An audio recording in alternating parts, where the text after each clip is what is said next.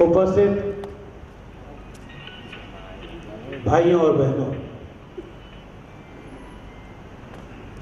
गत कुछ दिनों से लगातार इस शहर में ये मुद्दा गरमाया हुआ है कि विवाह कार्यक्रम देर रात तक न चले, उसके कौन कौन से नुकसान इस समाज को हैं, उसके बारे में कई लोगों ने अपनी राय लोकल केबल्स पर, अलग अलग समाचारों पर दी है। कई अखबारों ने भी इस मुद्दे को उठाया है और जो मेरे भाई बहन यहां पर उपस्थित हैं या इस सीधे प्रसारण के माध्यम से इस कार्यक्रम को घर बैठ के देख रहे हैं, वे सब इस बात से सहमत हैं कि विवाह कार्यक्रम देर रात तक न चले। हम सब जब इस बात पर सहमत हैं कि देर रात तक चलने वाली शादियां हमारे समाज के लिए ठीक नहीं है, सुरक्षा की दृष्टि से, जान माल की रक्षा के लिए यह विवाह कार्यक्रम रात को 11:30 बजे तक खत्म हो जाने चाहिए। बावजूद इसके हमारे शहर में चलने वाली अधिकांश शादियां रात को 3 बजे तक जाकर के खत्म होती है, 4 बजे तक, सुबह तक चलती रहती है। कारण क्या? जब हम सब कहते हैं कि शादियां जल्दी खत्म होनी चाहिए, लेकिन फिर भी शादियों में देर होती है। मुझे याद है आज से 4 या 5 साल पहले जब मैं दिलीप राजवानी जी के ऑफिस में बैठा था, वहां पर धनलक्ष्मी कैटर्स वाले मोहन चांदवानी जी भी आए थे और यह मुद्दा उस समय निकला था और कहा था कि दिलीप लालवानी जी इस मुद्दे पर कुछ कीजिए। तब हमने अखबारों में भी इस बात को उठाया था, सिटी प्रेस क्लब ने भी इस मुद्दे को उठाया। वहां पर तमाम एक बैठक की जिसमें तमाम मैरिज हॉल्स वाले, लॉन्स वाले, कैटरिंग वाले, डेकोरेटर वाले, मूवी वाले, फोटोग्राफर्स, सबकी एक एसोसिएशन बनाई और सब लोगों को हमने ये कहा कि जो भी आपसे शादी का हाल वगैरह बुक करने आए तो आप उनको कह दो कि 11:30 तक सर्विस देंगे, उसके बाद नहीं देंगे। उन दिनों में पुलिस कमिश्नर की ओर से एक नोटिस भी आया था, तमाम पुलिस स्टेशनों को इस बात के निर्देश दिए गए थे। लेकिन उसके बाद क्या हुआ? कुछ शादियां आसपास के लॉन्स में होने लगी, कुछ अड़ोस पड़ोस के गांव में चले गए। यदि कहीं कोई पुलिस स्टेशन की जीप आ जाती तो वहां पर अपने राजनीतिक रसूख का इस्तेमाल करके उन जीपों को वापस भेज दिया जाता। क्यों हम कुछ हैं ये दिखाने की कोशिश की जाती है। आपके शादी विवाह के कार्यक्रम में जब शादी के कार्ड पर समय लिखा जाता है कि रात को 8 बजे से शादी का कार्यक्रम शुरू है और रात को 11, 11:30 बजे तक अगर दूल्हे दुल्हन का पता नहीं है तो क्या अपने अतिथियों को बुला करके उसकी बेइज्जती करने की ठानी है? हमारे संस्कार हैं अतिथि देवो भव, तो वो अतिथि क्या बिना आशीर्वाद दिए हुए, बिना वर वधू को आशीर्वाद दिए हुए सिर्फ खाना खाने के लिए बुलाया है? क्या खाना हमारे घर पे नहीं है? इस तरह की तमाम प्रतिक्रियाएं होती है और धीरे धीरे ये सब ऐसा चला कि लोगों ने इस बारे में चर्चाएं करना ही बंद कर दिया कि यार इच्छा कहीं तो कुएं में बंग पैया जिते वन्यू दैया गाला है। मैं तो धन्यवाद दूंगा ऐसे समय पर इस उल्लासनगर के विधायक कुमार आयलानी को और उनके साथियों को, धन्यवाद दूंगा दिलीप राजवानी जी को, तमाम डेकोरेटर्स और कैटर्स को और इस एसोसिएशन को जिन्होंने इस मुद्दे को फिर से उठाया, इस मुद्दे को गरमाया और पूरे शहर को यह बात महसूस होने लगी कि ये जो मुद्दा उठा है वो शहर के हित में है और किसी भी हाल में रात को 11:30 से पहले विवाह कार्यक्रम पूरे होने चाहिए। मैंने अपनी सिद्धि विलंब जीवन साथी के अंदर इस मुद्दे को उठाया था कि महाराज बेचारे बना करके पूजा की सामग्री इंतजार करके सो रहे हैं, वर वधू का पता ही नहीं है। अगर महाराज किसी दिन पगड़ी में लेट आ जाओ तो क्या करोगे? जो 5 से 5.5 की पगड़ी रखते हो, अगर महाराज वो पगड़ी पे लेट आ जाओ तो आपकी समाज में क्या इज्जत रहेगी? एक तरफ आप ब्राह्मण को ब्राह्मण देवता करके पूजते हो, दूसरी तरफ आप मुहूर्त के टाइम पर अपने बच्चों को शादी विवाह के कार्यक्रम में लाते हो, और न वो महाराज बेचारा ऊँघ रहा है, सो रहा है, इंतजार कर रहा, न उसकी आपको फिक्र है। चवंदा आहिनि जेतिरो क़ाइदो ओतिरो फ़ाइदो।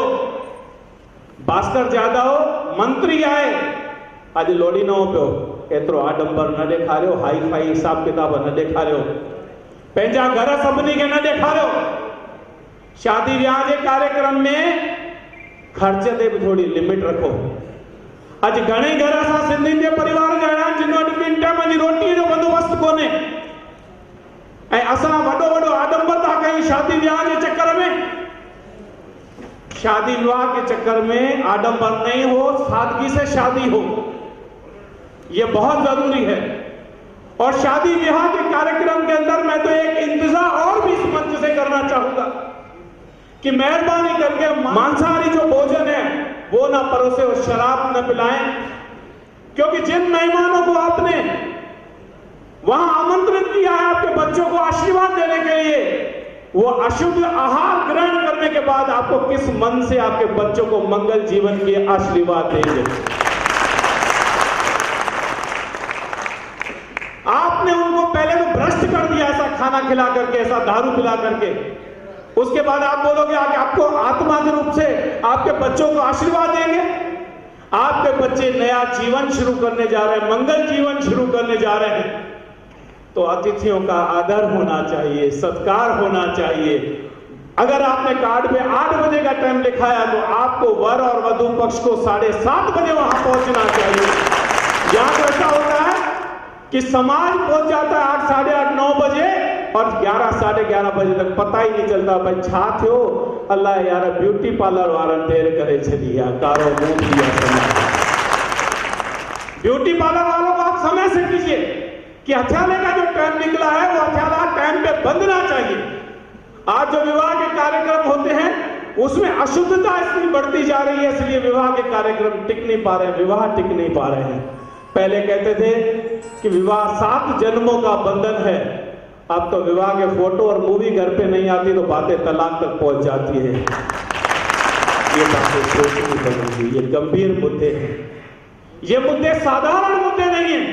और मैं ये जानता हूं आज ये जो आवाज निकल रही है ये उल्लासनगर की आत्मा की आवाज है कि विवाह कार्यक्रम रात को 11:30 बजे बंद हो जाने चाहिए, चाहे वो किसी भी राजनीतिक दल से जुड़ा हुआ हो, व्यापारी संगठन से जुड़ा हुआ हो, पत्रकारिता के क्षेत्र से जुड़ा हुआ हो, या विवाह के आयोजनों के अंदर जो सेवाएं देते हैं उनसे जुड़े हुए हो, वो सभी चाहते हैं कि विवाह कार्यक्रम सही समय पर पूरे होने चाहिए।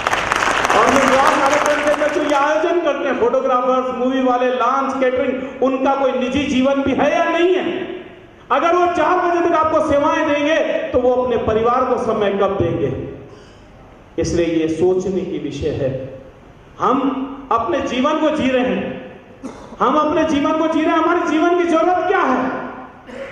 2 टाइम का खाना चाहिए, परिवार को सुख रखने के लिए टाइम चाहिए। हम रात को 10, 11 बजे दुकानें भी बंद नहीं करते।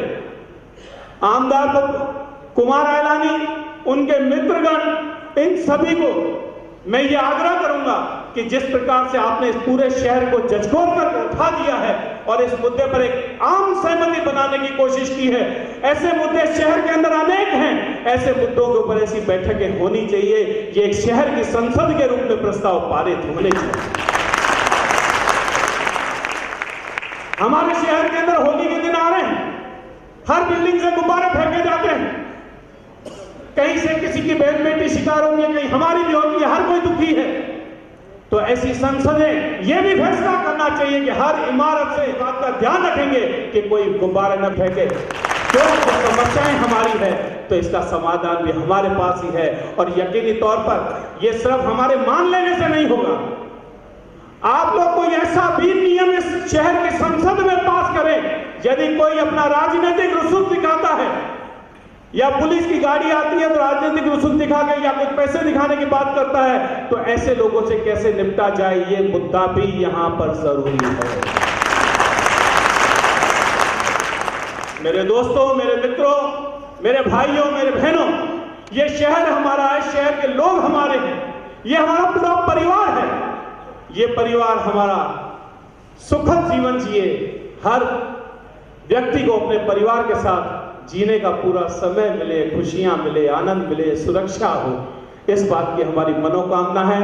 और हम इस सभागृह में इस बात की इंतजार करते हैं, आग्रह करते हैं, अनुरोध करते हैं कि मेहरबानी करके विवाह के कार्यक्रम रात को 11:30 बजे तक किसी भी प्रकार से बंद होने चाहिए, लाइटें बंद हो जानी चाहिए। और जो ऑर्डर देने के लिए आए उसको आप कह दें कि 11:30 के बाद अगर दूल्हा दुल्हन के लिए भी आप अगर खाने की प्लेट मांगेंगे तो नहीं मिलेगी।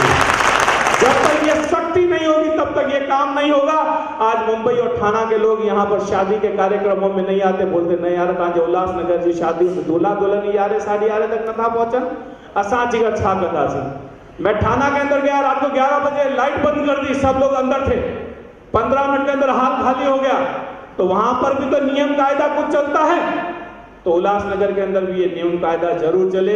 और आप सभी की उपस्थिति इस बात की गवाही है कि आप सभी भी इस बात से सहमत हैं। ये 2 शब्द कह के मैं अपनी वाणी को यहाँ विराम देता हूं।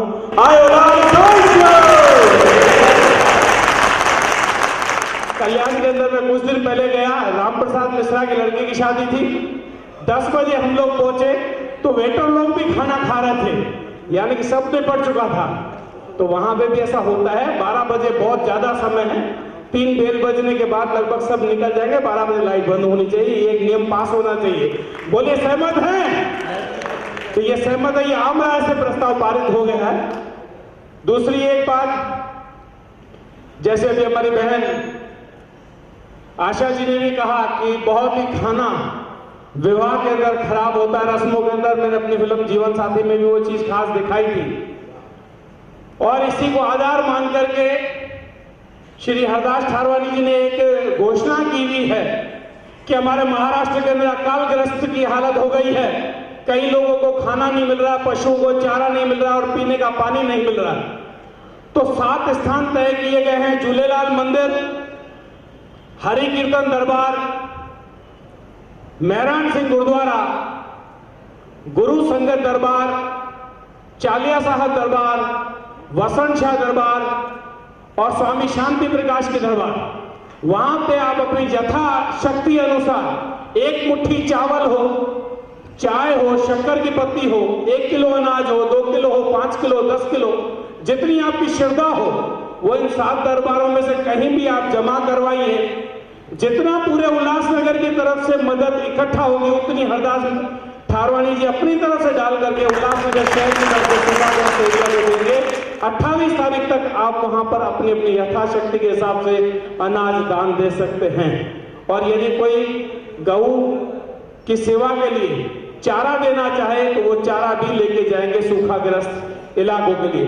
हम टीवी पे रोज समाचार देख रहे हैं, कई लोगों के मन में अंदर श्रद्धा है यार हेठी सूखो में तो ऐसा मदद है कहीं पर किए पहुंचाई तई पहुंचाने जो जरियो आए और जितना जमा होगा उतना वो अपनी तरफ से भी डालने वाले हैं। तो ये एक बहुत अच्छी योजना है। जिसको भी 1 मुट्ठी चावल भी तो वो देकर के भगवान के सामने प्रार्थना करे कि ऐसा सूखा भरे भगवान हमारे महाराष्ट्र या हमारे भारत में फिर कभी नहीं पड़ना चाहिए। आयो लाल सवाई